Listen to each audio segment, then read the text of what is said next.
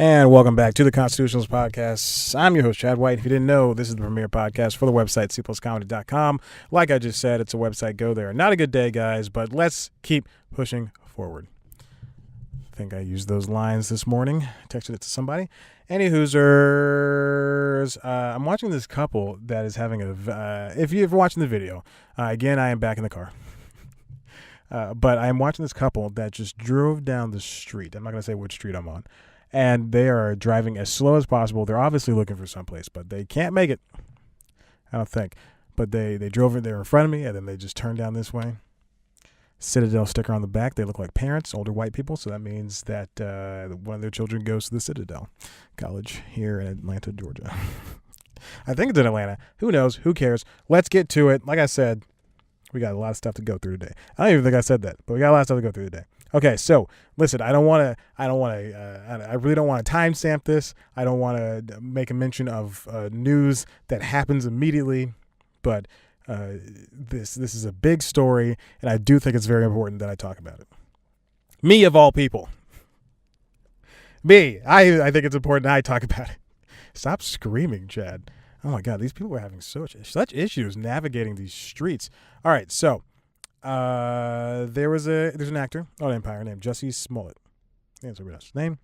Great actor, great singer, and if you haven't paid attention to the past week and a half, he said that he was assaulted in late January. Very sad story. He said it was a racial profile thing, and that these people attacked him, and they said, "This is MAGA country." I received a text message, and all this stuff. So obviously, he's a gay black man, and being a black man myself, I find it, I have to side with him, as with most people. So, as with most people. Okay. All right, so this morning he was arrested for lying about that assault. What happened was basically this. There's a timeline that the Wrap put together, that Jennifer Moss at the Wrap put together, how police busted Jussie Smollett. And we still don't know. This is apparently his case went to a grand jury yesterday, and they said he was guilty. They said this guy's a lying McLiarson.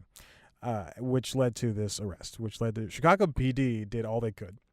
And what's worse is that I was listening to an episode of Never Not Funny this morning. The host, Jimmy Pardo, he weighed in on the topic, and he's a very liberal guy, and he's from Chicago, and he said the area of Chicago that this happened is not a part of Chicago that it would have happened in. So Jussie basically lied. But they have their timeline up. So it's going from, this is all from Commander of Area Central Detectives Edward Wodnicki. He said Thursday morning that the two offenders, there's a full-scale investigation that went in, and it was looking to it as a hate crime. He said the two offenders, the brothers that Jussie worked with on Empire for a hot second. One of them was a trainer, his trainer, I believe. There's a whole thing. Apparently, Chicago PD said they have a $3,500 check from Jussie that paid the partners to fake the whole thing. Now, apparently, apparently this all started because Jussie wanted, and this is in this report, this police report, and then it's in the Wrap article. Jussie wanted more pay for Empire, and he's apparently sent a letter with cut up, how they used to, kidnappings used to happen. The kidnappers used to cut up magazine letters and stuff, and then they just glue each different letter, different size, different color letter, and then send it out.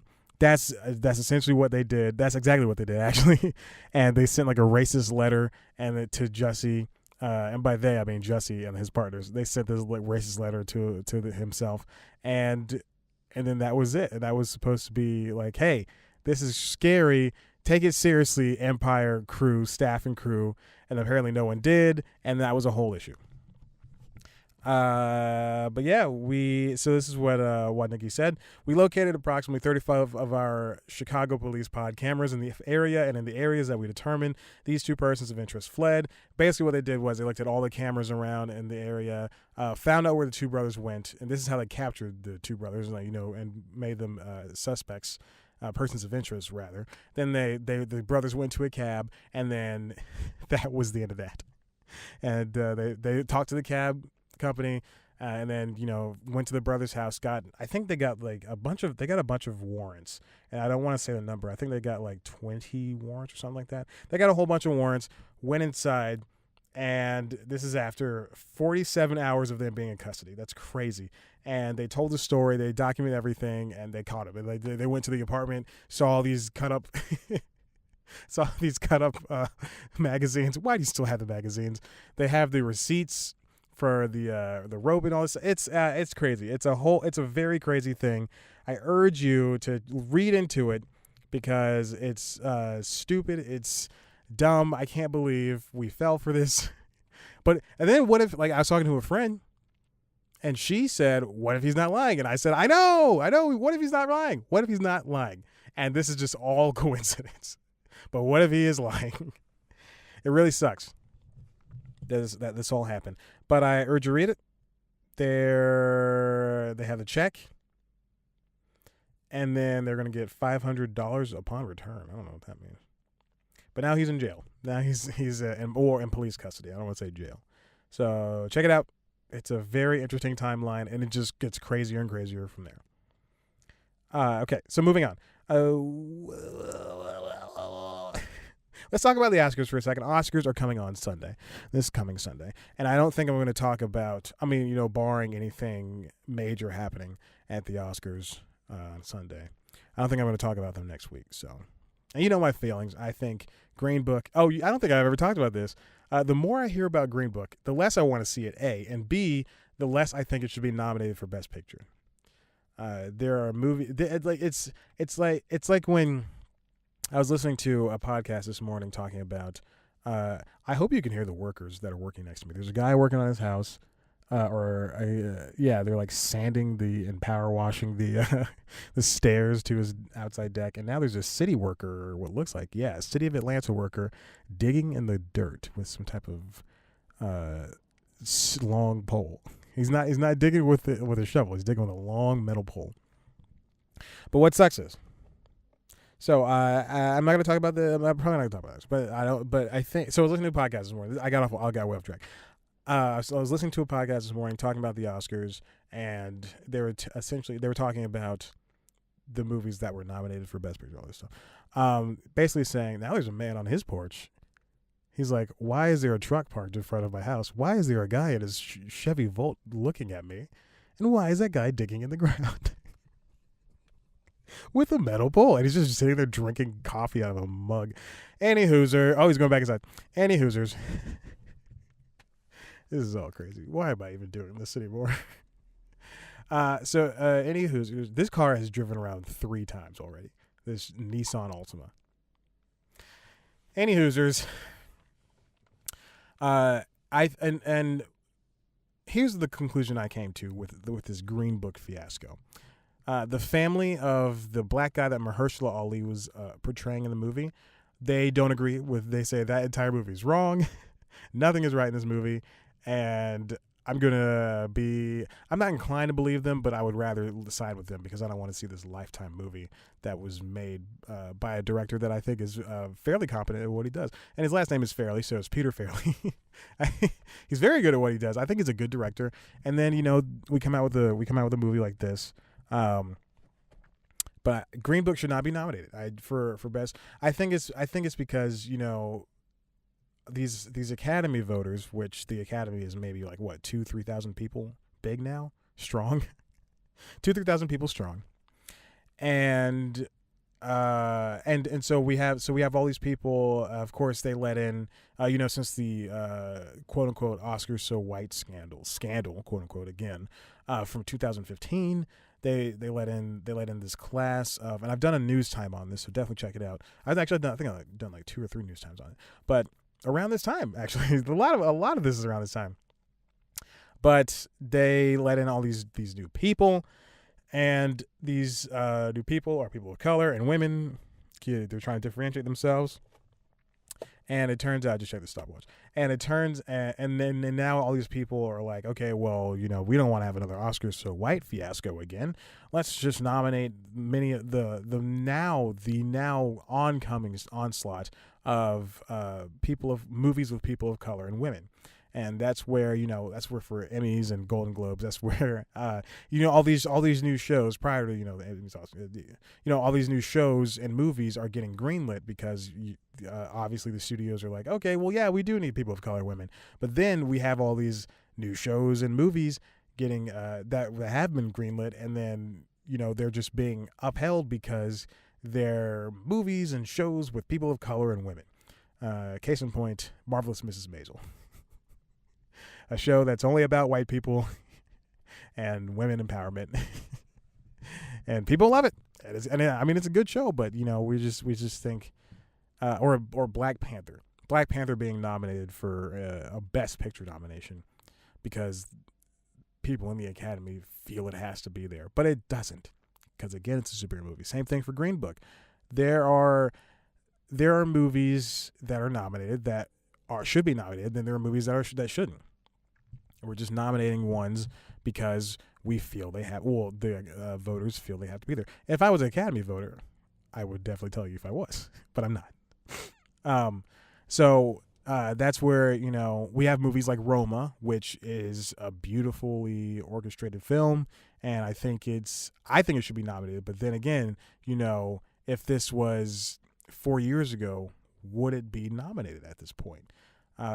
It's almost as if this is like a placebo effect, where we have all these movies that are nominated and we don't know if they should be, because the white voters are feeling some type of way because they're like, well, maybe we should give everybody a chance. I'm not saying that they felt that way, but there are just better movies that should be nominated. Blind Spotting, Sorry to Bother You. I'm going to keep naming movies. There's one more, Black Klansman. It's great. It's nominated, but I don't think it's going to get its due because it's sitting up there with the upper echelon of a popcorn movie and a Lifetime film. And then, of course, you got The Favor and Roma and then all the other ones. So that's my 2 cents. I thought about that.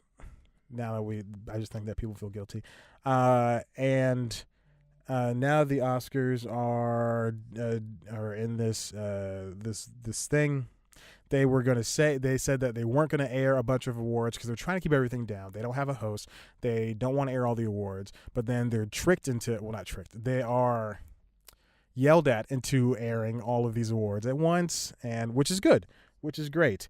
I just think that is I think that's perfect. They shouldn't renege on, I'm sorry, not renege. They shouldn't have not tried to air awards in the first place. Oh, now here comes the homeowner, and he's looking at cable. This must be a new development. This house. It's a great house. I hope nobody looks into this car right now and sees a guy talking on his phone, on this microphone. It's a phone. Hello. For those not watching the video, which is all of you, I pretended that the microphone was a phone. So the Oscars said they weren't going to air all the awards, and then Quentin Tarantino and I think Scorsese and Spike Lee, they all got together and wrote this letter, or better yet, someone wrote this letter on behalf of them. And now they're gonna air all the awards that weren't gonna be aired, like cinematography, film editing, live action shorts, and makeup and hairstyling. They're going to be presented.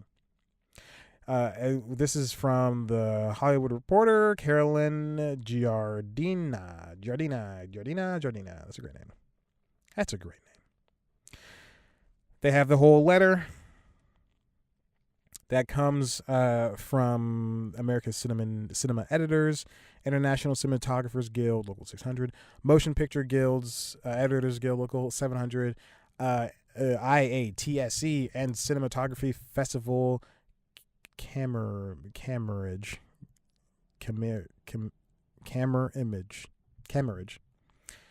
At press time, ASC and the California IATSC Council released new statements. You can go read the letters yourself. It's a whole thing. But the filmmakers, they like I said, they wrote a letter. Academy reneged. Moving on, same thing from the Oscars. The latest, this is from the AV Club, written by Shannon Miller. The latest to get booted from the Oscars ceremony, all those non-famous people. I swear, that guy's going to come over here. Hey, you can't do that here. Or he's going to invite me in and say, hey, do you want to record inside my house? I'm like, yes, sir. We become great friends. And he gives me money. And he becomes my sugar daddy. Okay, I'll stop talking. All right, so Oscars can't get rid of awards. What do they do next? They say we're going to get rid. They get rid of the host. They also say we're going to get rid of the regular people. That's true. Yes, you know how Kimmel, when he hosted, he had vignettes with regular people on the street saying, "Did you watch the Oscars last night?" Even though the Oscars hadn't aired, and then they say something stupid. Yeah, so they do that kind of thing. And God, that guy is a young man, and he's driving a Tesla. Oh, Jesus, what am I doing with my life? Sitting in a car recording a podcast no one listens to. So they're going to get rid of the regular people segments. They're going to get rid of the stuff where you see regular people. They don't care. If you're not, I'm not kidding. This is what they said. If you're not famous, if you're not anybody, then they're going to get rid of it. This is from lead producer Donna Gigliotti. That's a great last name. Shannon Miller from AV Club writes that, is that her name? Yeah.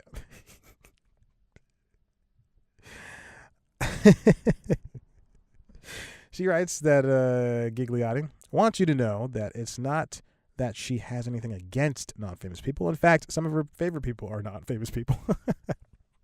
That's very funny. That's a very snappy way of writing. This is from Gigliotti. I love everyday people. I ride the subway with them every day in New York. Everyday people don't get me ratings, which is kind of a douchey way to say that they don't matter and we're not gonna air anything like them. So there we go. That's it. They're not gonna air regular people. Listen, I want to take a real quick break. When I come back, we're going to talk about Jennifer Salk. Amazon's Jennifer Salk. I think she's the president. And some stuff that they have lined up. Amazon has lined up to best Netflix in the coming year and movies. Okay, we'll be back. And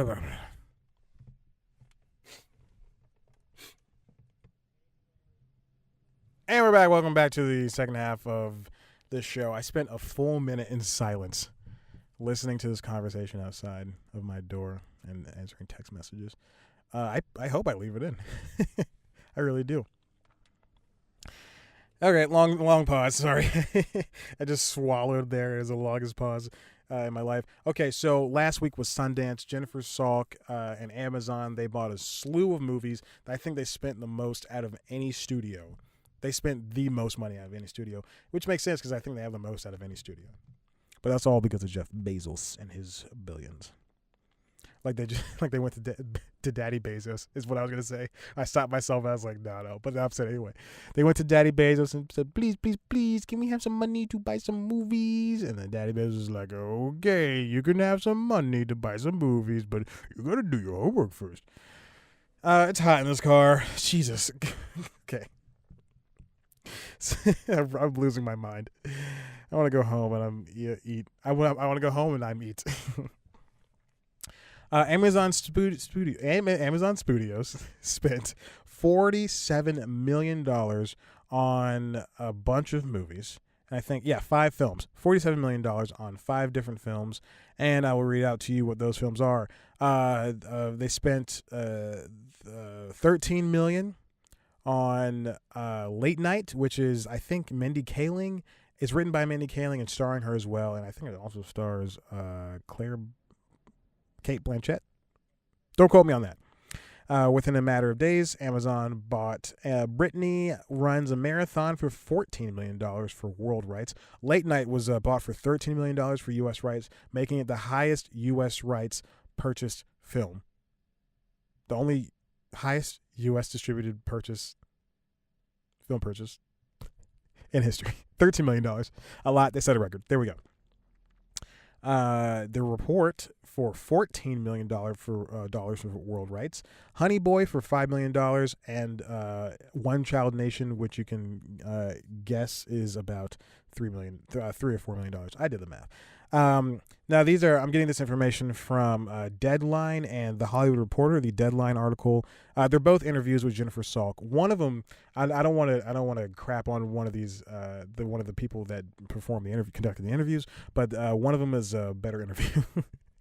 I'll tell you which one. The Deadline one. It's by Mike Fleming Jr. and it's called Jennifer Salk on Amazon's Film Future, Sundance Deals, and the Late Night Selfie That Won Her Britney Runs a Marathon.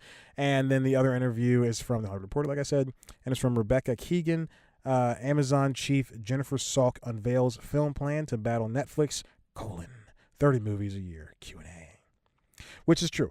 So Amazon has about 15 movies in their lineup right now, and they have an 8-movie deal with Jason Blum, who's the horror guy. He's the horror producer, and they have a couple of. So that means they have what is that? I said 15 movies plus 8. That's what 20. Jesus, 3, 4, something like that coming out. Roughly 30 films annually, and they're going to continue. So with the Jason Blum ones, if you'd notice, with their last movies, Beautiful Boy, and this newest one with Nicole Kidman, Cold Danger or something like that, Cold War.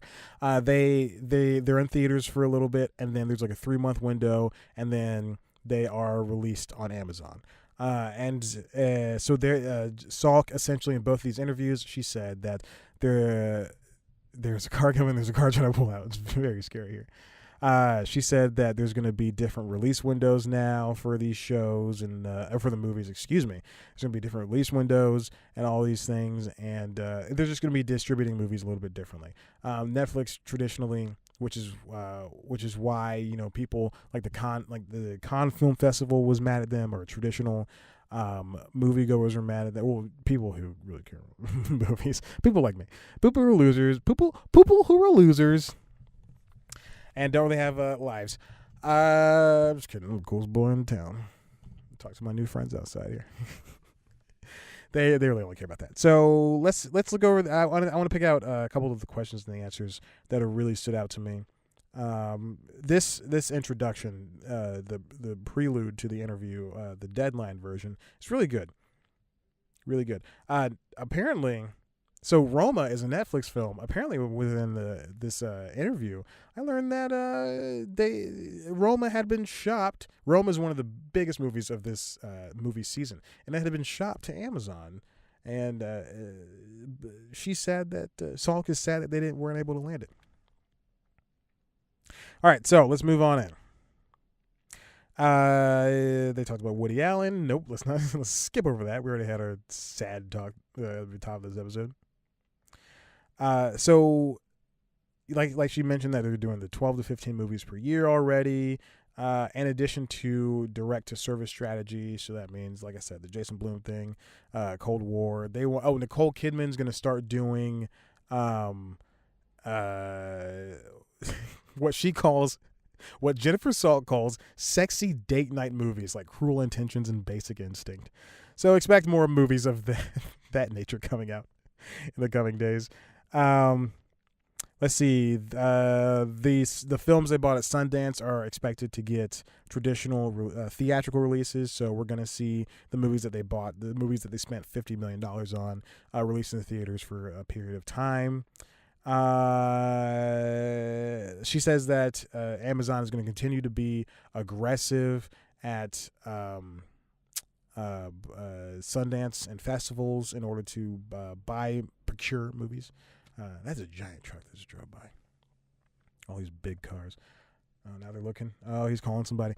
They found something in the ground. And okay, so anyway, let's see. Let's look at these acquisitions. Late Night was the first big deal from the festival. She talks about her relationship with Mindy Kaling, and how the goals are different for Prime. Let's see. I had quotes. I should have written down the quotes that I really wanted to pull. And they go through all the movies that they bought. It's a very interesting talk, very interesting chat. They talk about why she chose a movie that stars Shia LaBeouf, what Viola Davis is going to do next with them. So many different things. It's a great set of interviews. Like I said, the Deadline one is loads better. Is a loads better. And they have these movies coming out. It's gonna be great. Listen, I should have written down the quotes. I really wish I had the quotes. Now I'm just like, no, I look like an idiot. I look like a jerk for this. He's grabbed the plate. He's running back across the street. Oh, he's just gonna put a metal plate over it. So this is cable. I think they're doing cable for this guy. Does this matter? Oh, one thing she also talked about was the movie Life Itself. So what they did was they bought this movie, Oscar Isaac, Olivia Wilde, and they were going to release it in theaters. I think it didn't perform well with test audiences, so they pulled it from theaters. Turns out they were right, because the media beat it up and it just didn't score well. I think, like I said, I said this before, aggregations don't matter. Aggregate movie review websites don't matter, but it got a 13% of Rotten Tomatoes. It just did not perform well. But Amazon spent $47 million in contrast to Netflix, which spent $22 million, and New Line, which bought, I think, one movie.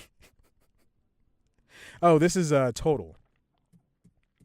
This is a chart on the Hollywood Reporter Sundance spending spree. Amazon has spent far more than anyone at this festival this year. Yeah, so this is today of this year.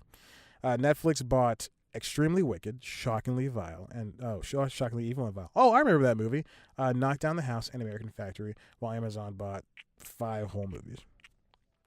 It's very interesting to see these how aggressive these movie studios are getting, especially something like Amazon, which the Prime Video thing I don't think is performing as well as something like a Hulu or something, especially as a Netflix. But they're not exactly, even though whenever someone mentions major Netflix competitor, it's never Hulu, it's always Amazon. I don't think you can sit down and say that Amazon can go tit for tat with Netflix, which is the number one, which is why I would bring it up. It's very interesting. But I do think that Amazon has what it takes, because she talked about the Lord of the Rings series that's coming out soon. They have the writers room is working on it now, which I can only imagine is like 5 white guys, and this is very true. This is what she said, so I assume it to be true. They're locked in a room, and you have to use your fingerprint to get in there. There's a guard outside the room. The windows are taped shut, and it's very secretive.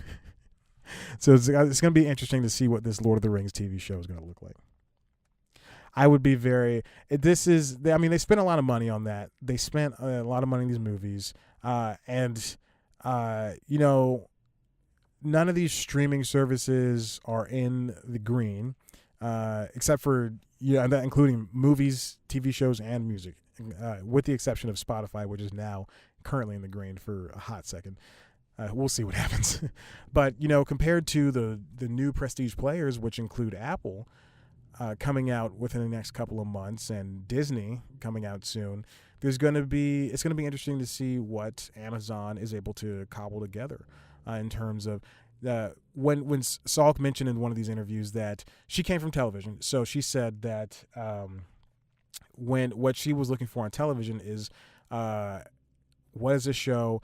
What is it getting me? Is it getting me ratings? Then we will keep the show and we will make it live long. But now that she's on Amazon and Amazon Prime and Amazon Video, whatever they're calling it, then she's looking for something that's not that. I think I just closed. Okay. Hold on. Let me see. She's looking for, it was advertising dollars, and you can tell what it's selling. And then the TV was whatever you can sell on Netflix. Here, she says, it's basically, this is from the Hollywood Reporter interview, how are you enhancing Prime membership, and how are you bringing new subscribers to Prime? So that would be if they had The Man in the High Castle. That show is ending with season 4 this coming year, this coming television season, the 2019-2020 television season. So that show is, it gets positive reviews. I assume it gets decent ratings, and it's one of their prestige shows, one of the most talked about shows on the service. That and Goliath, I think, the Billy Bob Thornton show. What else? I can't name many. ABC Murders I want to see. I watched one episode of, what is it called? Electric City? Philip K. Dick's Electric City or something like that. But yeah, there we go. So check out both those interviews. They offer something, new things, and you know, she talks about the Alexandria Ocasio-Cortez documentary that they were gonna buy, and then they pulled out. Amazon as a company pulled out of their New York headquarters after Alexandria Ocasio and a bunch of other people were smack talking them, saying, "Hey, it's going to be bad for the city," which might have been true. But there you go, and how awkward that was. Anyway, check it out; they're good. Listen, I'm going to go home. I'm tired. Hey, listen, if you like what you heard here, why don't you head on over to the website cpluscomedy.com, where there's interviews. Sometimes, I don't know. People keep saying no to me. I had one no, and I haven't asked anybody since. Don't worry, I'm going to make a call as soon as I get home. And then, so we got that. And then also, head on over to youtube.com/C+comedy to see a video version of this podcast, as well as News Time, which is the premiere show for C+ Comedy. It's a news show. Check it out. I don't really care. It's an entertainment news show. It's great. I love it. And this week's episode is it's about the All-Star Game and how it changed in the past couple of years for the better. So check it out. I wear a jersey, show off my arms. This is the douchiest thing I've ever said. Check it out. Subscribe to us on Instagram and Twitter at C+Comedy. Same thing for me, Instagram, Twitter at Chad Black White. Like us on Facebook. This has been fun, but I gotta go. Okay. Thanks for listening. Bye.